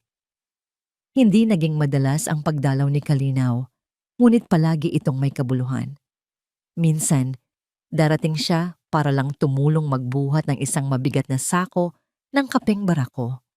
Minsan, uupo lang siya sa isang sulok, magbabasa ng libro habang umiinom ng kape. Ang kanyang presensya ay isang tahimik na suporta na hindi nanghihimasok. Iginagalang niya ang espasyong hiniling ni Liwayway. Hindi niya kailanman inungkat ang tungkol sa pag-amin niya ng pagmamahal. Hindi niya ito minadali. Hinayaan niyang si Liwayway mismo ang magtakda ng bilis ng kanilang paglalakbay. At dahil doon, ang paghanga ni Liwayway ay unti-unting lumalim. Natutunan niyang makita si Kalinaw hindi bilang ang mayamang tagapagligtas, kundi bilang ang lalaking simpleng nagagalak sa lasa ng mainit na pandesal, ang lalaking marunong makipagkwentuhan sa mga magsasaka, ang lalaking ang mga mata ay nangungusap ng isang kapayapaan na hinahanap din niya. Nagsimula ring magbago si Liwayway, naging aktibo siya sa kanilang maliit na komunidad. Ang mga libro ay naging kanyang mga kaibigan. Nagbasa siya tungkol sa pagnenegosyo, sa paghahalaman, sa mga kwento ng ibang tao. Bawat araw, nararamdaman niya ang unti-unting pagbabalik ng kanyang sarili. Ang Liwayway bago pa man dumating si Sinag, ngunit mas matatag, mas matalino, at mas buo. Ang gabi ng grand opening ng Kapehan ng Liwanag ay naging isang masayang pagdiriwang. Dumating ang halos buong baryo. Ang munting kapihan ay napuno ng tawanan, musika, at amoy ng bagong lutong bibingka. Si Kalinaw ay naroon, tumutulong sa likod, naghuhugas ng mga tasa kapag walang nakatingin. Nang magsara na sila at ang huling bisita ay nakaalis na, naiwan silang tatlo, si Liwayway, si Ligaya, at si Kalinaw, sa gitna ng isang kaaya-ayang kalat. Ma'am, sir, mauna na po ako. Nakangiting sabi ni Ligaya na may halong panunokso. Pagod na po ang mga buto ko, kayo na po ang bahala. Diyan. At mabilis itong pumasok sa loob ng bahay. Naiwan silang dalawa ni Kalinaw sa labas, sa ilalim ng kalangitang puno ng mga bituin. Umupo sila sa isang bangkong kahoy sa labas ng kapihan. Congratulations, Liwayway, sabi ni Kalinaw. You built something beautiful. We built something beautiful. Pagtatama ni Liwayway, tinitingnan ang mga ilaw ng kanilang kapihan. Ilang sandali silang natahimik, ninanamnam ang payapang gabi. Salamat, Kalinaw, biglang sabi ni Liwayway, bumaling sa kanya. Hindi lang sa pagligtas mo sa akin noon. Salamat sa paghihintay. Salamat sa pagbibigay mo sa akin ng pagkakataong hanapin ang sarili ko. Tumingin si Kalinaw sa kanya. Ang kanyang mga mata ay sumasalamin sa liwanag ng mga bituin. Worth it ang bawat segundo ng paghihintay, Liwayway. Sa sandaling iyon, habang nakatitig siya sa mga mata ni Kalinaw, naintindihan ni Liwayway ang lahat. Ang nararamdaman niya ay hindi na pasasalamat. Hindi na ito utang na loob. Ang kapayapaang nararamdaman niya sa tuwing kasama niya ito, ang saya sa kanyang puso kapag nakikita niya itong ngumiti. Ito ay isang bagay na mas malalim. Ito ay pagmamahal. Isang pagmamahal na hindi isinilang mula sa pangangailangan o desperasyon, kundi mula sa dalawang buong pusong handang maging isa. Dahan-dahan, inilagay ni Liwayway ang kanyang kamay sa ibabaw ng kamay ni Kalinaw na nakapatong sa bangko. Isang simpleng kilos, ngunit puno ng kahulugan. Tumingin siya sa mga mata nito. Ang kanyang puso ay kalmado at sigurado. Kalinaw, sabi niya, ang boses ay mahina, ngunit buo. Sa tingin ko, handa na ako. Ang mga salitang handa na ako ay lumutang sa malamig na hangin ng gabi. Simple ngunit puno ng bigat at kahulugan. Para kay Kalinaw, ang mga salitang yon ay mas matamis pa sa anumang musikang narinig niya. Dahan-dahan, itinaas niya ang kamay ni Liwayway at marahan itong hinalikan. Matagal na akong handang maghintay, Liwayway. Sagot niya. Ang kanyang mga mata ay nangingilid sa luha ng kaligayahan. At kung kailangan kong maghintay pa habang buhay, gagawin ko. Umiling si Liwayway. Isang ngiti na hindi napilit. Isang ngiti na umaabot hanggang sa kanyang mga mata. Ang sa wakas ay sumilay sa kanyang labi. Tapos na ang paghihintay, Kalinaw. At sa ilalim ng libu-libong bituin sa langit ng Baryo Payapa, sa harap ng munting kapihan na simbolo ng kanyang bagong buhay, sa unang pagkakataon, hinayaan ni Liwayway ang kanyang sarili na mahalin at magmahal ng walang takot. Hinawakan ni Kalinaw ang kanyang muka at hinalikan siya, isang halik na hindi mapusok, kundi puno ng pangako, respeto, at lahat ng hindi nila masabi na salita. Ang kanilang kasal ay hindi ginanap sa isang malaking simbahan o isang marangyang hotel. Ginanap ito mismo sa hardin sa likod ng Kapehan ng Liwanag, ang lugar kung saan unang sumibol ang kanilang mga pangarap. Ito ay simple, taimtim, at puno ng tunay na pagmamahal. Ang mga bisita ay ang mga taga-baryo na naging kanilang mga kaibigan, si Don Emilio na nakangiti sa isang sulok na may pagmamalaki sa kanyang mga mata, at si Ligaya, ang maid of honor, na walang tigil sa pagpunas ng kanyang mga luha ng kaligayahan. Si Liwayway, sa suot niyang simpleng puting bestida na may koronang bulaklak sa buhok, ay hindi kailanman naging ganito kaganda. Ang kanyang ganda ay hindi na nagmumula sa mamahaling alahas o damit, kundi sa liwanag na nagmumula sa kanyang kalooban. Habang naglalakad siya patungo kay Kalinaw na naghihintay sa kanya sa ilalim ng isang arko ng mga bulaklak, ang bawat hakbang ay isang pag-alis mula sa madilim na kahapon. Sa harap ninyong lahat, sabi ni Kalinaw sa kanyang panunumpa, hawak ang mga kamay ni Liwayway, nangangako akong magiging iyong Kalinaw sa gitna ng bawat unos at yung liwanag sa bawat dilim. Hindi kita ililigtas, Liwayway, dahil ipinakita mo sa akin na kaya mong iligtas ang sarili mo. Sa halip, lalakad ako sa tabi mo habang buhay. Kalinaw, sagot ni Liwayway. Ang boses ay puno ng emosyon. Ikaw ang naging patunay na ang pagmamahal ay hindi pagkakakulong, kundi pagpapalaya. Ipinakita mo sa akin ang halaga ko noong mga panahong kinalimutan ko na ito. At ngayon, sa harap ninyo, ipinapangako kong iibigin ka ng buo, ng walang takot at ng may pasasalamat sa bawat pagsikat ng bagong Liwayway. Samantala, sa isang malayong lugar na napapaligiran ng matataas na pader at rehas na bakal, ang buhay ay walang kulay. Sa loob ng selda, nakaupo si Sinag Zamora. Ang dating aroganteng tindig ay napalitan ng pagkakuba. Ang kanyang buhok ay may mga putina at ang kanyang mga mata ay walang buhay. Sa tapat niya, sa kabilang panig ng isang makapal na salamin, ay si Mahalina, nakasuot ng kulay kahel na uniforme ng bilanggo. Kasalanan mo ito, sabi ni Mahalina. Ang boses ay puno ng lason. Kung naging mas matalino ka lang sana pareho tayo nga pang nagpapakasarap sa buhay ngayon. Tumawa si Sinag, isang tawang mapait at walang saya. Ako? Kasalanan ko? Ikaw ang nagtaksil, Mahalina. Ibinenta mo ako para sa kakarampot na pera at kalayaan na hindi mo rin naman nakuha.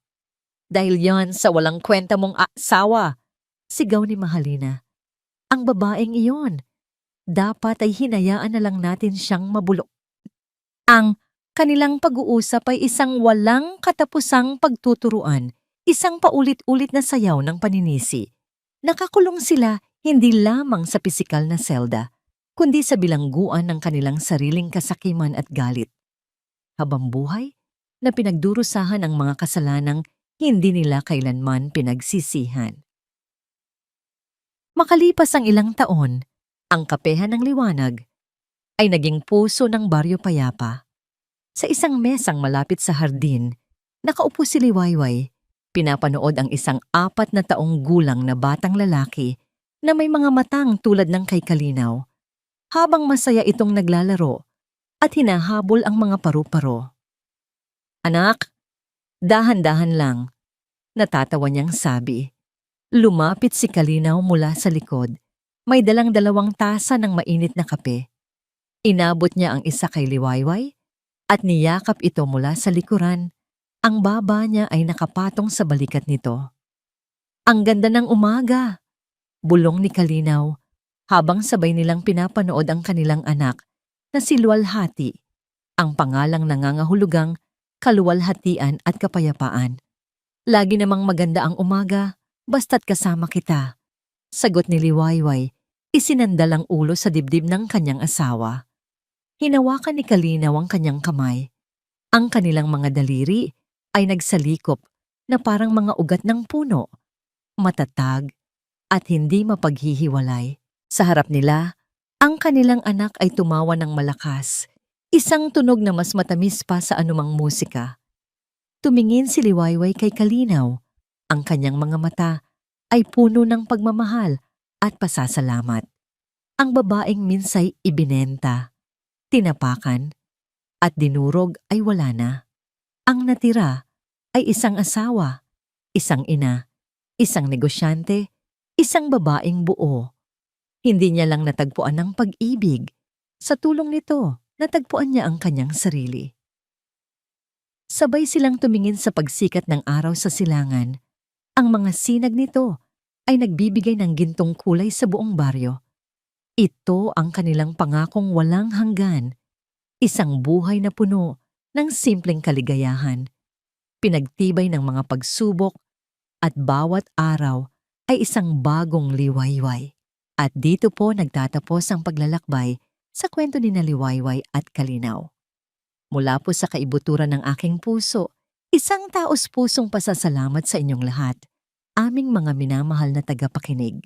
Salamat sa walang sawang pagsama ninyo sa bawat kabanata, sa pagsubaybay sa bawat pagsubok, sa bawat pagpatak ng luha, at sa bawat ngiti ng tagumpay.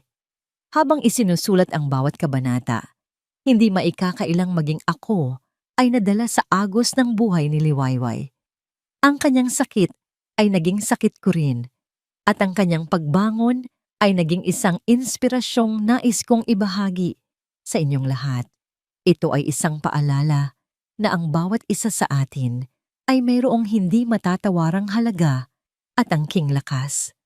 Sana po, ang kanyang kwento ay mag-iwan sa atin ng isang mahalagang aral. Nagaano man tayo saktan o ibaba ng mundo, ang ating tunay na halaga ay hindi kailanman mabibili o mababawasan. At ang tunay na pag-ibig, tulad ng ipinakita ni Kalinaw, ay hindi nananakal o nagkukulong. Ito ay nagpapalaya, nagpapagaling, at nagbibigay liwanag. Bago po tayo tuluyang magpaalam sa kwentong ito, nais ko pong marinig ang inyong mga saloobin. Ano po ang aral na inyong napulot? Aling bahagi ng kwento ang pinakatumatak sa inyong puso? Ang inyong mga komento ang nagsisilbing inspirasyon at lakas upang patuloy kaming makapagbahagi ng mga kwentong pumupukaw sa damdamin. Hanggang sa ating muling pagsasama sa susunod na kwento, naway baunin ninyo ang pag-asa at pagmamahal. Muli, mula sa inyong lingkod, Kwentong Puso TV.